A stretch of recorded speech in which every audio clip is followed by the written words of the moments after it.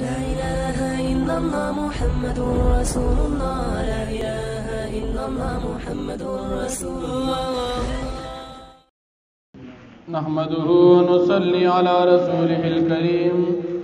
أما بعد فأعوذ بالله من الشيطان الرجيم. بسم الله الرحمن الرحيم. ألف لام ميم. غلبت الروم في أدنى الأرض وهم من بعد غلبهم سيغلبون. صدق الله العظيم. سورة الروم یوشتم پارا اولنی آیاتون دی. دی سورت تا سورة الروم وی زکچی پدی سورت کی درومیانو د مغلوبیت او بیا د هغوی د غالب کېدو ذکر دی. دا سورت مکی سورت دی. د نبی کریم صلی الله علیه وسلم د هجرت نه وړاندې نازل شوی دی. دا سورت په اعتبار د ترتیب قرآن سره د رشتم نمبر دی او د نزول په لحاظ سره سلور اتیایم نمبر دی. پدی صورت کی شپږ رکوعات او شپېته آیاتونه دي. صورت مکی صورت دی او په مکی صورت کی عموما درې قسم مضامین بیانېږي. اول توحید د الله پاک یووالی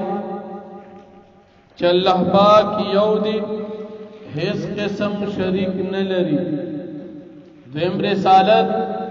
چې نبی کریم صلی الله علیه وسلم د الله پاک پیغمبر دی. او دریم اخرت چې د مرګ نه بعد یو لوی زندگی نه ختمېدونکې حق ده. شان نزول د دې اولنو آیاتونو داسې دي. په روم کې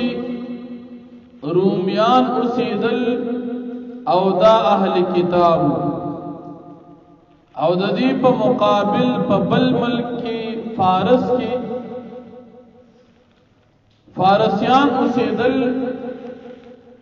او دا د اور عبادت کوونکي مشرکان. نو د دې په خپل منځ کې جګړې کېدې.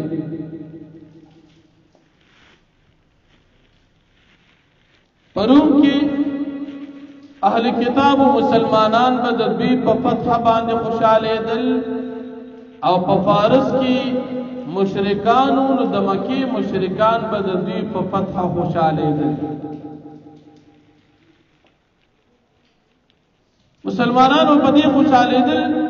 چې د اهل کتاب دي د دوی ګټه د الله پاک د منونکو ګټه ده، او مشرکان په دې خوشالېدل چې زمونږ ملګری دي د دوی ګټه په زمونږ ګټه ده. اخیر د رومیانو د فارسیانو خپل منځ کې جګړه وشوه او فارسیان مشرکان په دې مسلمان په دې اهل کتاب او رومیانو باندې غالب شو. رومیان غالب او مغلوب شو او فارسیان چې کوم مشرکان نو دوی غالب شو. چې دوی غالب شو نو د مکی مشرکان مسلمانانو او صحابه کرامو توی چې زمونږ رونه فارسیان په اهل کتاب غالب شو، یو ورځ به دغه شان منګم په تاسو باندې غالب شو. د مکی مشرکانو د مسلمانانو توی الله پاک آیاتون نازل کړ. غلبت الروم فی ادنى الارض وهم من بعد غلبهم سيغلبون فی بضع سنین. چې اوس رومیان مغلوب شو، الله پاک پیشنګوئی بیان کړه چې سلګ وخت بعد دا رومیان په دې مشرکان او فارسیان باندې غالب شو. چې کله دا اولنې پیشنګوئی را لسيغلبون فی بضع سنین کې دویمه پیشنګوئی چې د دوی دا غالب کېدل د رومیانو پدی فارسیانو باندې بسمره وخت نو بضع سنین او بضع په عربی ژبه کې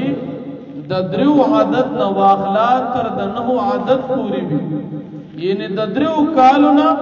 تر نهو کالو ترمنځ چې څومره فاصله ده پدې کې به دا رومیان پدې فارسیانو غالب شي چې دا آیت نازل شو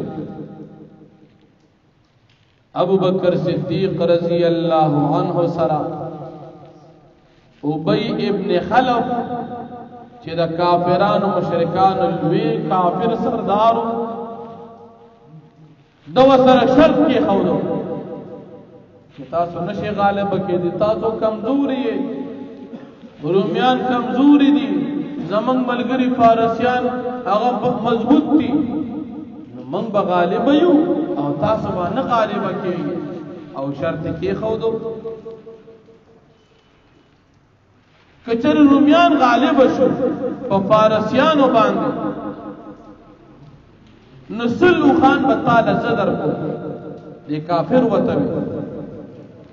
او کنا فارسیان غالب شو په دې نه کال کې رومیان غالب نشو نسل خان براله راکې ابو بکر صدیق سے سره دا خبره وکړه خو بضع لفظ د دې کم عدد درې دي او پورا عدد نه دي نو دی ابی ابن خلف وی چې درې کال کې نبی علیہ السلام تو فرمایي چې درې کال نه بضع عدد نه پورې دي د درو نه شروع شي نه کال په نه کال کې کچر رومیان غالب نشو ابو بکر صدیق سے بطال سلو خان درکې او که غالب شو نو بیا بکتو ابو بکر صدیق سے بلا سلو خان ورکې خبره برابر شو وخت ریدو پکم کال چې د بدر غزا او شولا د بدر د غزا په ورځ باندې جبريل علیہ السلام نبی کریم صلی الله علیه وسلم تراغی وی رومیان په فارسیانو باندې غالب شو نو دلتا په مدینه منوره کې د بدر په میدان کې مسلمانان غالب شو او د فارسیانو د رومیانو په جګړه کې اهل کتاب چې د مسلمانانو کوم وخو هغه غالب شو دلته دا مشرکان مغلوبه او هغه مشرکان مغلوبه شول خو په دا وخت کې خو ابی ابن خلف کافر مردار شو دی خو مړو ابو بکر صدیق سے دا هغه د بچو نسلو خان واغشتل پلار در سره شرط خدي سلو خان بو سرا کې سلو خان ترا وصل نبی علیہ الصلوۃ والسلام ته حواله کړل او هغه صدقه کړل حدیث کې بیا تفسیری کمالین لیکي چې په دا وخت کې دا شرط خود الحرام نو چې دا یو قسم د جواره دي د دې حرمت لا نور راغلي ځکه وته کې چردي غالب شل سلو خان با راکې یا بدر کو بیا رستو دا حرام شو شرط بنگری کہ چرتام میچ اگٹو نو مال با دمرا انام راکے او کہ تا اگٹو تالا با دمرا درکو دا جواری دا اگر چنن سابا دا من کرکٹیانے کئی بعض شیخان غم کرکٹی کی شیخان دی اللہ دی معفیو کی نن سبا دا کرکٹیو دا لوبی دا دا مولیانو سر خیر بدی خکاری پتن لگی دا مولیانم قینو کرکټیان مولیان مازیګر ته سبا دي مولیانی کله کله پکې کمیس مباسي ماشاء الله خدای دې بل د مخال کدا بل پکېونه باسي دا به تسکی اسنه ورکوټ شي واجب بس کرکټ زم کوم لکه څنګه چې ټي وي کې خلک کرکټي اسی شي دا خدای له قران او شي د نیکانو د فار الله دین مقرر کړي پکاره چې عالمي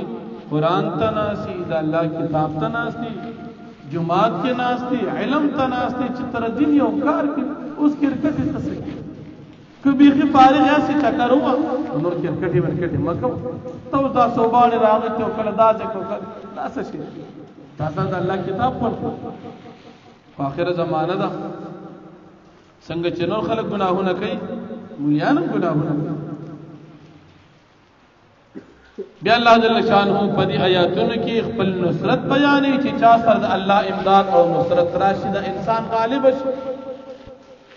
بل مشرکانو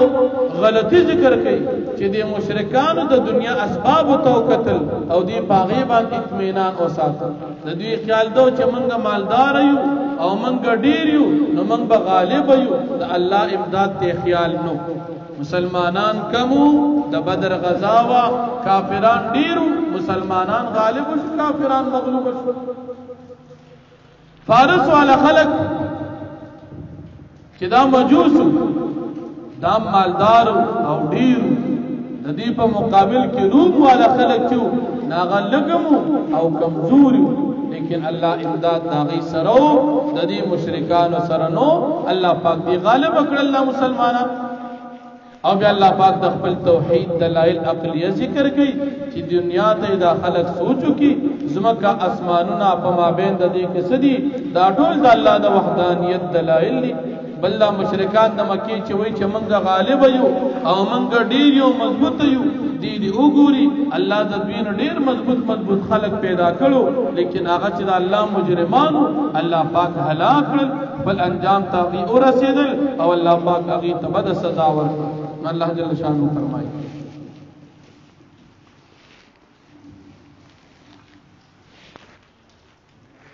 الف لام میم الله پیږي په معنا د دې حروف باندې د دې صورت ربط منو ویل د دې صورت ربط د مخکې صورت سره دادي چې د مخکې صورت په اخره کې د ظالمانو انجام ذکر شو چې ظالم د پاره انجام او نتیجه جهنم دی او د دې صورت په شروع کې د ظالمانو انجام ذکر کیږي چې هغه دوی د پاره د جهنم سخت سزاګانې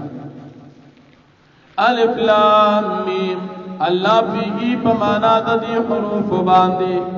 غلبت الروم مغلوب کړي شو رومیان فی ادنى الارض فنزدیز مکه د عربو تا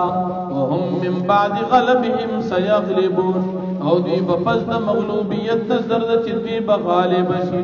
فی بضع سنین پسو کلونو کی لله الامر من قبل ومن بعد